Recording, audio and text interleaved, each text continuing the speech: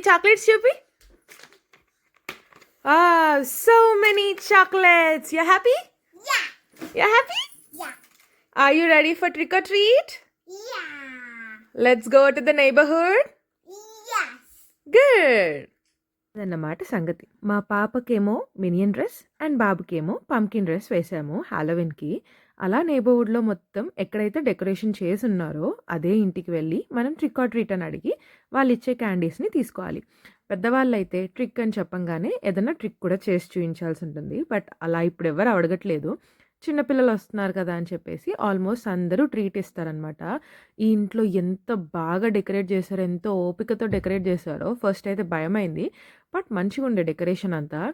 చాలా ఓపిక ఉండాలి. నార్మల్‌గా బర్త్‌డేస్‌కి ఆర్ ఏదైనా ట్రెడిషనల్ ఫెస్టివల్స్‌కి అట్లేమన్నా డెకరేట్ చేయాలంటేనే చాలా టైం పట్టేస్తది.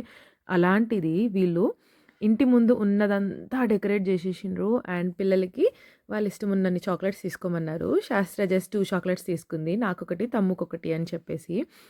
ఈ వెబ్ లాగా స్పైడర్స్ ఉన్నట్టు సూపర్‌గా ఉండే. అండ్ చాలామంది మధ్యలో ఇలా డ్రెసప్ అయ్యి కనిపించారు. వాళ్ళందరితో కూడా శాస్త్రం మంచిగా ఫొటోస్ దిగేసింది.